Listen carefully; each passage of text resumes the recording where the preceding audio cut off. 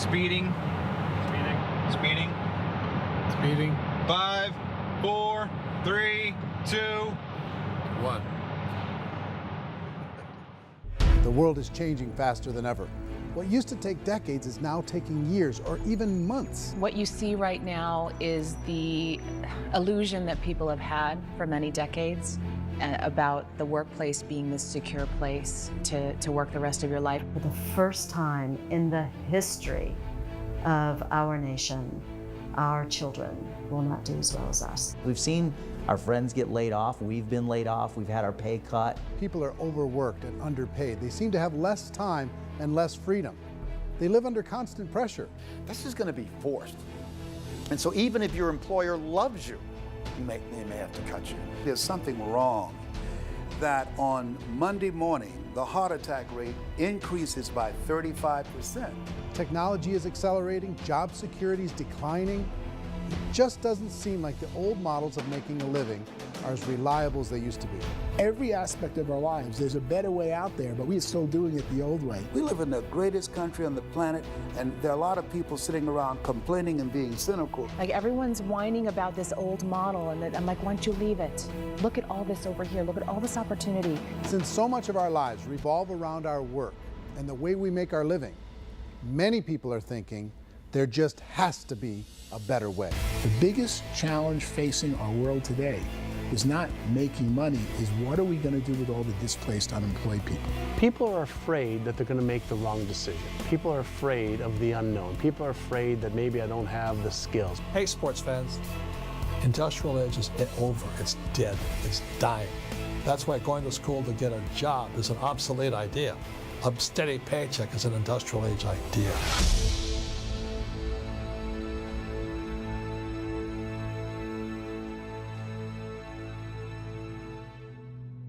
It's the search for answers that has brought us here together today.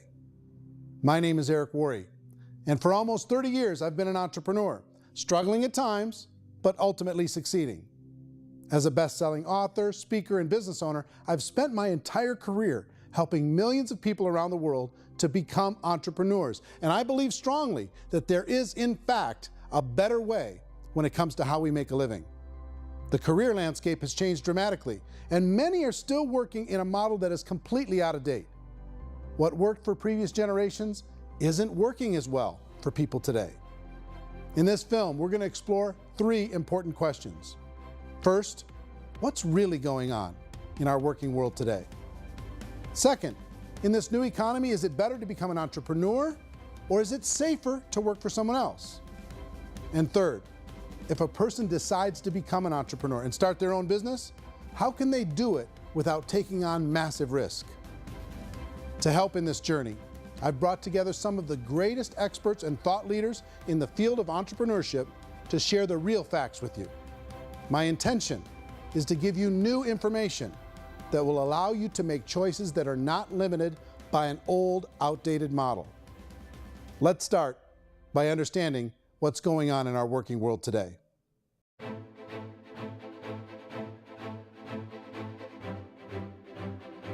Let's look at unemployment. 30–40% of the people are honestly not working, but would be working. What our government does is if you haven't found a job in 6 months, we don't call you unemployed. We pretend you dropped out of the labor force. I've often said that unemployment, particularly structural unemployment, that's unemployment due to technological changes, is the first sign of economic growth. Think of it, 10 people live on an island. They go out every day and fish. One day, new technology shows up. A missionary brings them a net. Now, using the net, one pilots the boat, one throws the net. 2 fishermen can do all the work 10 used to. That's a 500% increase in productivity, 2 doing the work of 10, in one day. You don't have to learn a lot to learn how to throw a net instead of throw a fishing line. The island's got a big problem, 80% unemployment. But the island still has all the wealth of the fish because the 2 people produce as much fish as 10 did. Now, of course, looking back in history, these changes used to take thousands of years.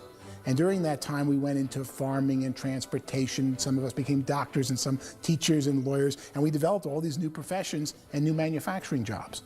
Today, these changes are occurring literally in one day when a new technological advance occurs, and we don't have the social structures to deal with it or to retrain the unemployed people. So one of the things that I think is interesting as I travel across the country and really travel around the world is the way that we work and the way we get paid for work is changing pretty dramatically. On a global basis, everything is being turned upside down because of the rapidly advancing technologies. They are eliminating many jobs, and we have been left with many people not prepared for the jobs that exist. A lot of demand in public companies was to squeeze out all the fat and to get just as much margin as we possibly could, and fat equals humans. So this idea of job security in information age is so obsolete, but it's still taught inside our school system, and that's where the problem starts. There's no financial education in the school system, and people are still trained to be employees who work for that paycheck. This is a chart on the middle class.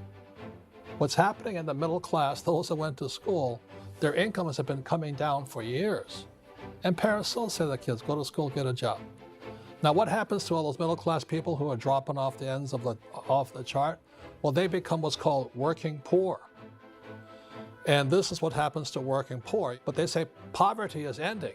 Well, poverty may be ending, but working poverty is going up. And this is food stamp usage.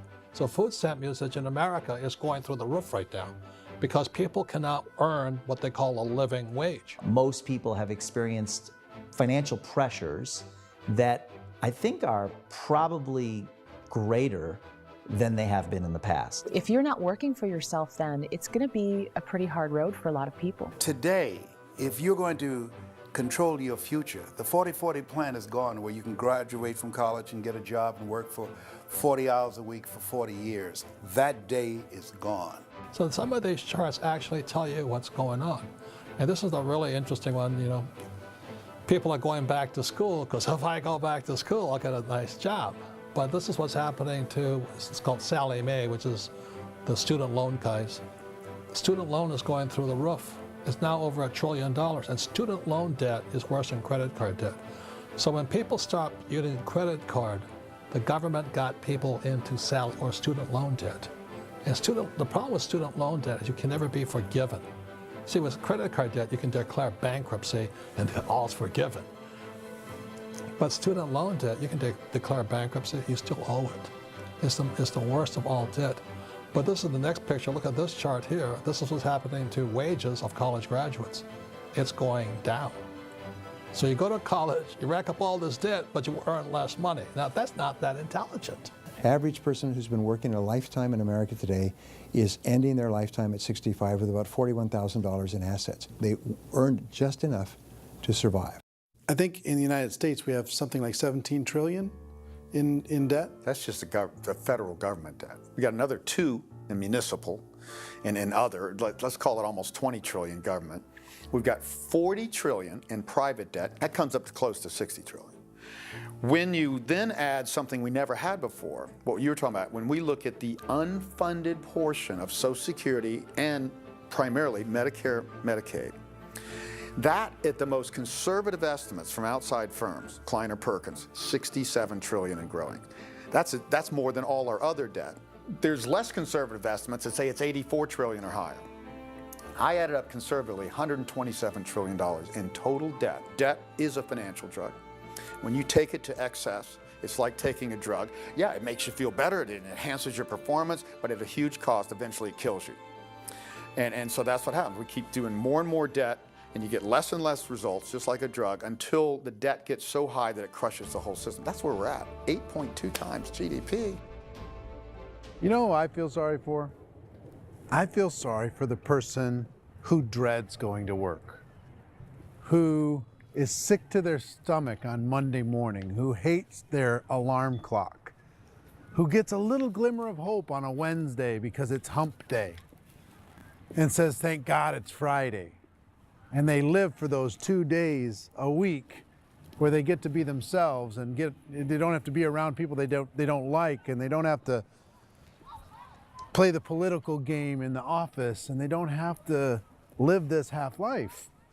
The person that works 50 weeks a year just to be able to have the 2 weeks for vacation. And you know what happens to most of them? Nowadays, they don't have a vacation. They have a staycation. They have time off of work, but they don't get to go where they want to go because they're overextended. They've got all this debt. They got all this situation. They hate their alarm clock. They can't sleep until they're done. They have to spend most of their life in traffic. I feel sorry for that group of people because there's a better way. They just don't know it. I see this really interesting attempt at rugged individuality in a 6x8 rectangle. And I feel like you're all the same, except for the little push pins of the pictures. There's different pictures. Yours is named Jenny and his is named Sujara, but it's the same people. And this is how they are, and they're just like the zombies, and there's no joy in there, there's no fun. There's always like the wacky woman who decorates her cubicle, and that's the most she can do there. You got to give her credits, right? The wacky cubicle woman. The basis for their life is worry. I'm worried, you know, maybe I'll get fired. I'm worried maybe my company will go out of business. I'm worried I can't keep spinning the plates on paying the bills. I'm worried about how do I send my kids to college. I'm worried, what if the transmission of my car breaks? That's, you know, 2 or 3, I can't fix it.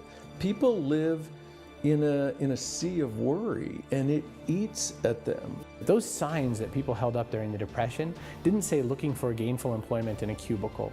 It said looking for work. Work is what we're looking for. Job is just a unit of measurement. Work is what we're going after.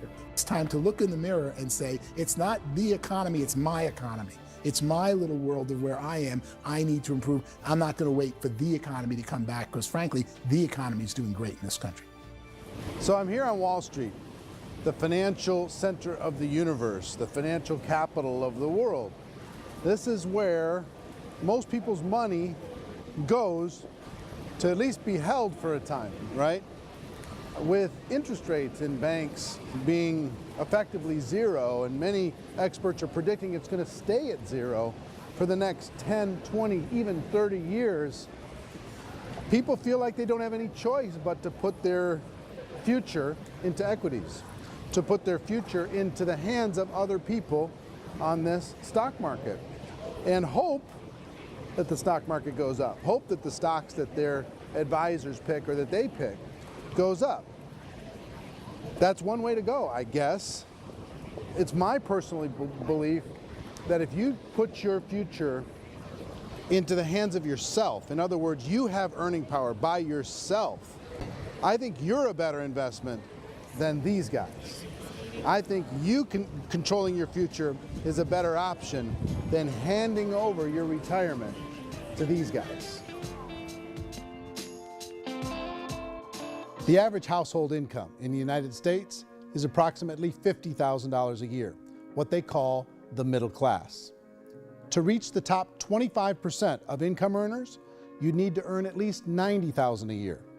To reach the top 10% would be a household income of $140,000, the top 5%, $190,000, and to be in the top 1%, you'd need a combined household income of at least $380,000 a year. So here's the question. What do you think would give you the best chance to move up and get to the top 10%, the top 5%, the top 1% or beyond? In my opinion, and in the opinion of many, many experts, the answer is to become an entrepreneur, to become your own boss. I think you have to be a business owner. I can't, the only time I ever say to someone it'd be great to be an employee is when they've already told me they've surrendered. I only tell people who are wounded spiritually that they should be an employee. And it's that feeling that you get when you pick up the backpack off the little Cub Scout and say, "Don't worry, little guy, we'll get you back to the camp." You know, it is in no way a kindness when I tell someone they'd be a great employee. The other status symbol really increasingly is lifestyle. I mean, people can own their own business, maybe even work out of their house. That, I tell you, people admire that. Like, gosh, I wish I could do that. The spirit of the entrepreneur is to be a risk taker and to be resourceful and unstoppable and to have a vision of yourself beyond where you are and not willing to settle for life as it is. Think about the great entrepreneurs. They're visionary. They have heart. They're willing to do today what others won't so they can do tomorrow what others can't. Personally, I don't think of the new economy, the old economy. I create my own economy. The entrepreneur's in control. I decide what the economy is going to be like. In the world of entrepreneurship, there are no limits. you can make as much as you want, depending on how much you want to work and how smart you are and how great a team you put together. There's no more lifetime rewarding business than being an entrepreneur. Why in America, where anyone could be anything, would people want to give up their freedom and become effectively a modern-day slave, told shut up and be here every morning at 7:30, leave at 5:30, and do what I tell you? If people decide to become an entrepreneur and work for themselves, they have some traditional options, but they're riskier than you might think. Any kind of a retail business, retail build-outs, is extremely expensive. Even just these small little yogurt stores where they're putting little yogurt machines and you get all the different flavors, you're spending $200,000, $300,000, $400,000 to open a yogurt shop. I would love to buy a Dunkin' Donuts, but it's $500,000 or so to start.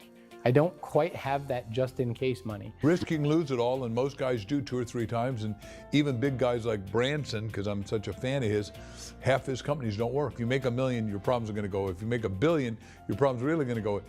Just the opposite. You and I know when you're making $1 million, you get $1 million responsibilities. You make $1 billion, you got 1,000 times $1 million responsibilities. And most people say, I'd love to be my own boss. 70% of Americans would love to be their own boss, according to recent polls. But they don't know how to get there. Because what are you going to do? One, you could buy an existing business. If somebody's selling an existing business, you have to ask why. Usually because it's probably hard. It's probably not making as much money as they hope. 2, they could buy a franchise. A little less risk, proven system, but it's expensive to be able to do that. 3, they could start something from scratch.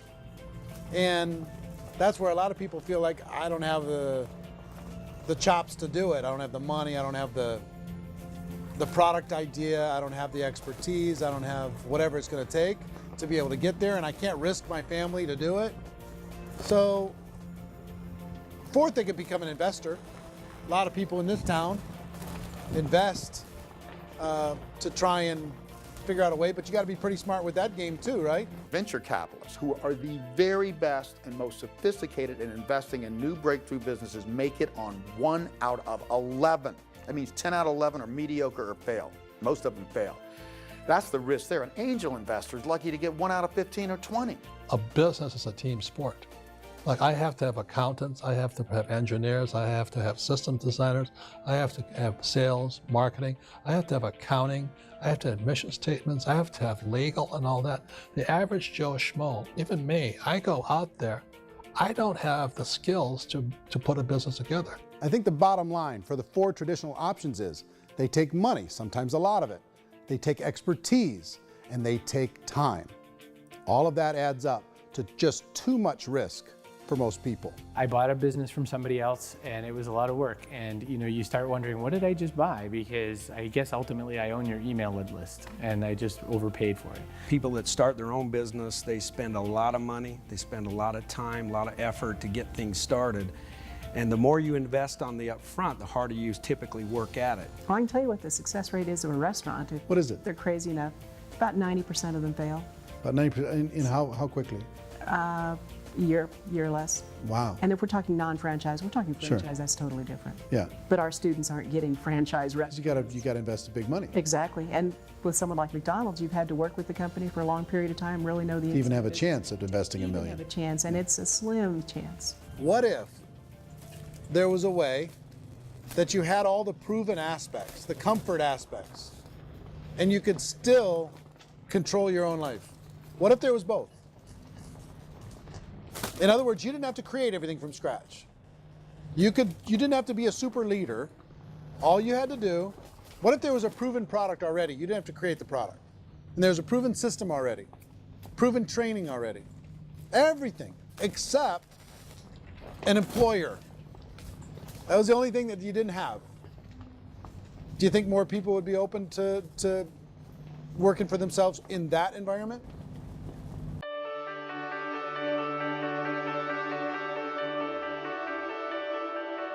In our search for a better way to make a living, we've come to the conclusion that becoming an entrepreneur is actually safer than being an employee.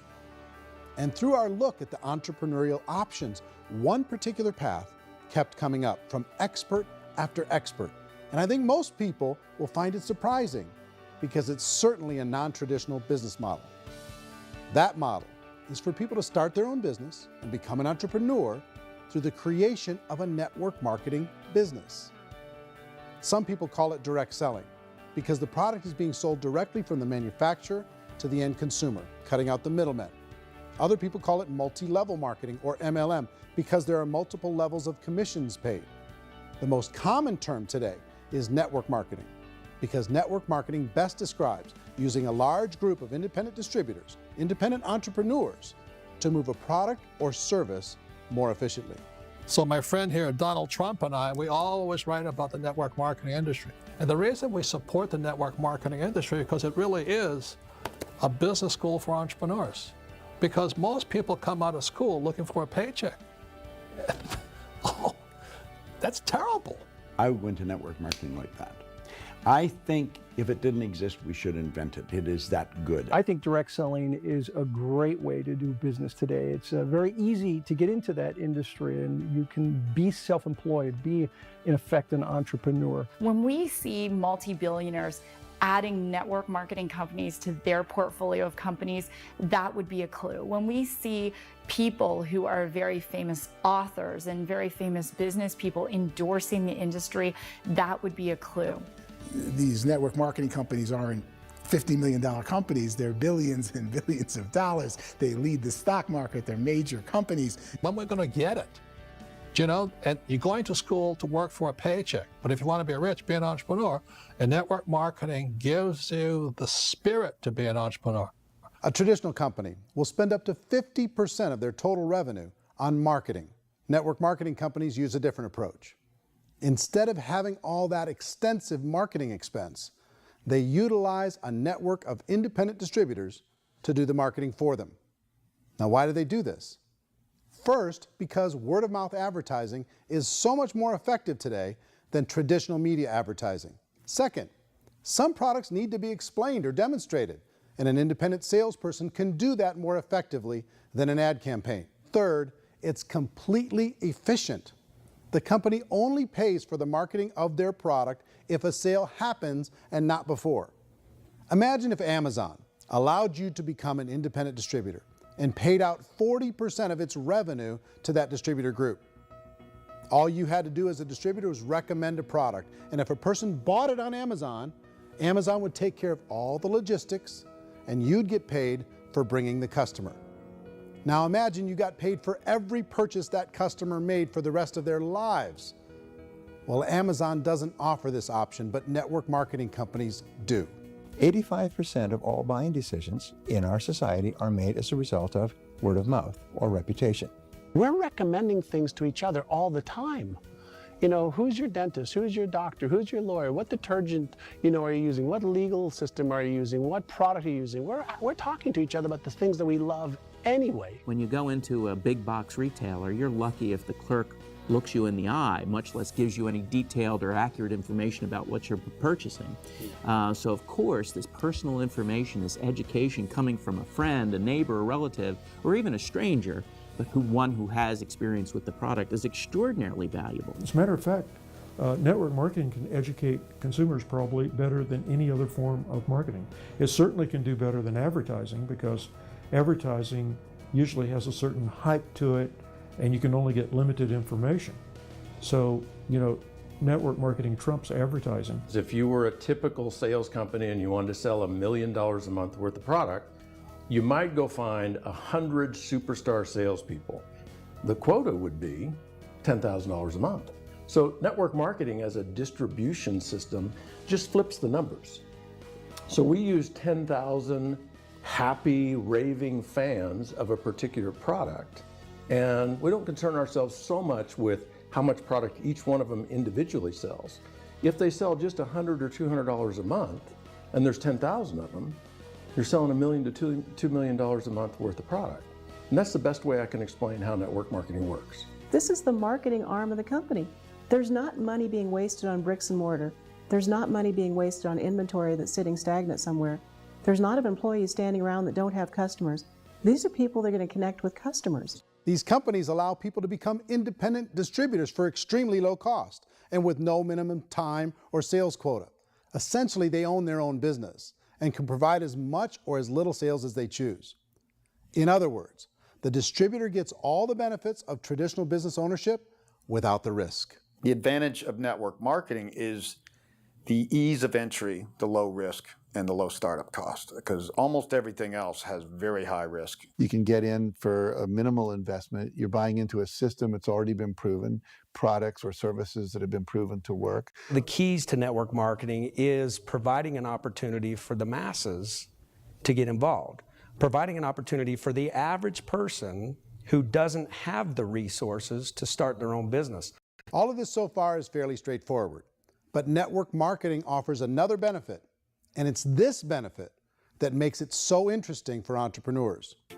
Network marketing allows a distributor to build their own network of other distributors and then compensates them on the sales created by that entire group. Direct selling is, at its base, very simple. It's the sale of a product or service to an individual on a face-to-face, one-on-one basis, just the way we're talking right now. But there's an important element as well, and that's the offering in conjunction with that sale of product, the offering of an opportunity for someone to make something of themselves. No matter what your social status is, no matter what language that you speak, I mean, look how many unbelievable people are becoming